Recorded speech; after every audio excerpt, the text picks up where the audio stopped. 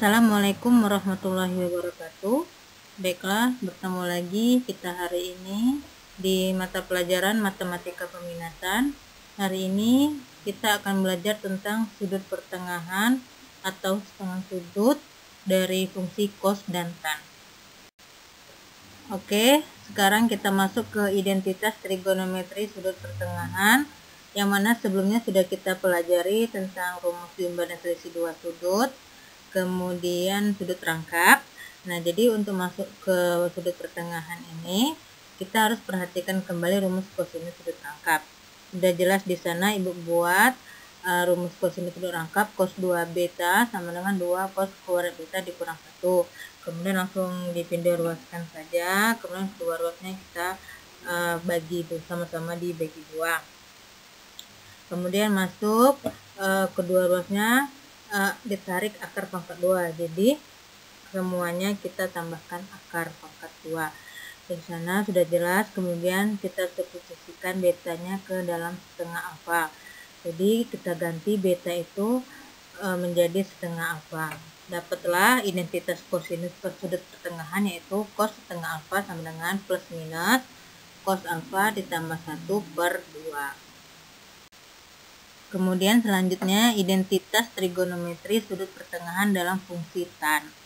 Nah, yang ini kita lihat identitas tangen. Tan itu kan turunan identitasnya sin per cos. Nah, jadi tan setengah alfa sama dengan sin setengah alfa dibagi cos setengah alfa. Nah, rumus dari sudut pertengahan sin tadi kan akar 1 dikurang cos alfa dibagi 2. Cos setengah alfa rumusnya tadi 1 ditambah cos alfa dibagi 2, plus minusnya jangan lupa. 2-nya sama-sama dicoret, tinggal plus minus akar 1 dikurang cos alfa dibagi 1 ditambah cos alfa. Itulah rumus yang pertama dari tan setengah alfa, sudut pertengahan fungsi tan. Nah, untuk fungsi tan ini rumusnya ada 3. Yang pertama tadi yang itu kan yang pakai akar, plus minus 1 min cos alfa dibagi 1 ditambah cos alfa. Untuk rumus kedua dan ketiganya sudah ada di sana. Dia tidak menggunakan akar dan tidak menggunakan plus minus. Untuk turunannya sudah jelas di sana, sama-sama dikalikan sama 1 dikurang cos alfa, yang di bawahnya sama-sama dikalikan dengan 1 ditambah cos alfa. Jadi ingat, untuk sudut pertengahan fungsi tan itu bisa 3, ada 3 rumusnya. Yang pertama tadi plus minus akar dari 1 dikurang cos alfa dibagi 1 ditambah cos alfa. Yang kedua tan setengah alfa sama dengan 1 dikurang cos alfa dibagi sin alfa, nggak pakai plus minus dan akar. Yang ketiga yaitu tan setengah alfa sama dengan sin alfa dibagi 1 ditambah cos alfa, nggak pakai akar dan plus minus enggak. Jadi terserah kalian mau menggunakan yang mana, nanti hasilnya sama yang menurut kalian mudah. Kemudian langsung saja masuk ke contoh sudut pertengahan fungsi cos. Ini sudah pernah Ibu contohkan di fungsi sin. Sama saja, hitunglah nilai dari cos 67,5 derajat. Jadi kalau sudut pertengahan itu kalau ada soal yang kayak gini kan dia setengah kan, jadi langsung kalian kalikan aja dengan 2. Jadi 67,5 dikali 2 itu 135. Jadi tinggal masukkan aja rumus cos setengah alfanya plus minus 1 ditambah cos dari 135 dibagi 2. Nah, untuk menentukan apakah dia plus dan minus, kita lihat 67,5 itu kan ada di kuadran pertama. Kuadran pertama kan 0 sampai 90 derajat. Jadi otomatis 67,5 itu ada di kuadran pertama. Untuk kuadran pertama semua fungsinya bernilai positif. Jadi positif. Cos dari 135 yaitu min setengah akar 2, tinggal kalian kurangkan aja, 1 dikurang setengah akar 2. Sudah jelas di sana 2 dikurang akar 2/2 dibagi 2.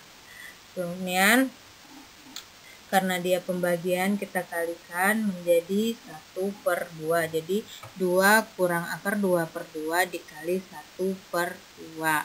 Itu udah dapat hasilnya di sana setengah 2 akar 2 dikurang akar 2. Untuk yang masih kurang jelas bisa ditanyakan langsung di grup WA kita. Nah, contoh yang kedua yaitu fungsi dari tan ya. Hitunglah nilai dari tan 22,5 derajat. Nah, sama seperti tadi kita kalikan dulu dengan 2, jadi hasilnya 45. Nah, seperti Ibu bilang tadi, untuk fungsi tan itu ada 3 rumus, rumus 1, rumus 2, rumus 3. Di sini sudah Ibu selesaikan semua, sudah Ibu cantumkan semua, tinggal kalian pilih yang mana menurut kalian gampang ya. Kita lihat dulu yang rumus pertama. Tan setengah alfa sama dengan plus minus akar dari 1 dikurang cos alfa dibagi 1 ditambah cos alfa. Seperti yang Ibu bilang, plus minusnya itu kita lihat 22,5 itu ada masih di kuadran pertama ya, jadi nilainya positif.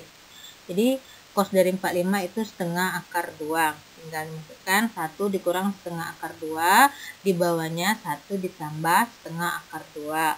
Bisa langsung dikerjakan, 2 dikurang akar 2 per 2 dibagi 2 ditambah akar 2 per 2. 2 sama 2 yang penyebutnya sama-sama kita coret, tinggal 2 min akar 2 dibagi 2 ditambah akar 2. Kemudian kita rasionalkan, penyebutnya plus, jadi dikalikan dengan minus. Jadi 2 dikurang akar 2 dibagi 2 dikurang akar 2. Itu 2 dikurang akar 2 dikali 2 akar 2 kan pangkat. Jadi 2 dikurang akar 2 pangkat 2, 2 kali 2 4 plus sama min akar 2 dikali akar 2 yaitu 2. Kemudian di bawahnya juga sama, karena di sini kenapa akarnya hilang, karena kan dia pangkat 2 akar kan, kita keluarkan akarnya sama pangkatnya, jadi hilang akarnya, kita keluarkan pangkatnya, jadi hilangnya akarnya hilang. Jadi 2 dikurang akar 2 per akar 2, sama seperti tadi kita rasionalkan jadi akar 2 per akar 2. Jadi 2 dikali akar 2 yaitu 2 akar 2 min 2 akar 2, kemudian 2-nya turun, jadi akar 2 dikali akar 2 yaitu 2, tinggal dibagi 2 bagi 2 kan habis, tinggal akar 2, min 2 dibagi 2 tinggal min 1. Nah, itu untuk rumus yang pertama. Rumus yang keduanya tidak menggunakan akar dan tidak menggunakan plus minus, tinggal kalian masukkan aja 1 dikurang cos 45 dibagi sin 45, sudah jelas di sana. 1 dikurang setengah akar 2 dibagi sin 45 itu setengah akar 2. Untuk rumus ketiga juga sudah jelas di sana. Jika kurang jelas bisa langsung ditanyakan di grup WA kita. Jadi bebas kalian mau pilih rumus 1, 2, dan 3 yang mana menurut kalian gampang. Kemudian contoh yang terakhir yaitu jika cos alfa sama dengan 7/25, alfa lebih besar dari 270, alfa kurang dari 360, maka tentukanlah nilai tan setengah alfa. Jadi cos itu samping per miring 7/25. Untuk rumus tan yang ditanyakan tan itu hanya menggunakan sin sama cos ya kan. Kemudian kita cari sinnya yaitu depan per miring, udah dapat menggunakan Pitagoras 24/25. Kenapa dia negatif? Karena dia ada di kuadran keempat, sin yang nilainya negatif. Untuk rumus pertama itu sudah jelas di sana, rumus kedua dan rumus ketiga. Untuk rumus pertama tinggal masukkan aja cos alfanya kan 7/25, jadi 1 dikurang 7/25 dibagi 1 ditambah 7/25. 1 dikurang 7/25 itu kita samakan penyebutnya, penyebutnya 25, jadi 25 kurang 7 yaitu 18/25. Di bawahnya juga 25 ditambah 7 yaitu 32/25. 25 nya sama-sama kita coret, tinggal 18/32. Nah, 18 itu kan bisa jadi 9 kali 2 kan 18. Akar 9 kan 3, keluarkan 3 akar 2. Juga dengan 32. 16 kali 2 kan 32, akar 16 kan 4, jadi 4 akar 2. Kita rasionalkan sama-sama dikali akar 2 per akar 2, yaitu 3 dikali 2 sama 4 dikali 2, dapatnya 6/8. Kita perkecil sama-sama dibagi 2, ya kan? 6 bagi 2 3, 8 bagi 2 4. Nah, di situ negatif karena dia di kuadran 4 tadi kan. Untuk tangan tan di kuadran 4 negatif. Nah, untuk rumus kedua lebih easy dan lebih gampang. 1 dikurang 7/25 dibagi min 24/25. Jadi dia langsung aja nggak pakai akar, nggak pakai rasionalkan, dapatnya min 18/24. Kita sederhanakan sama-sama dibagi 6. dapatnya min 3/4. Begitu juga dengan rumus ketiga, sangat mudah. Jadi terserah kalian mau pilih rumus yang mana yang menurut kalian gampang. Dan yang mohon ya, yang belum paham, belum mengerti, bisa langsung ditanyakan di grup WA atau Japri, jadi ada timbal balik kita belajar. Terima kasih sebelumnya.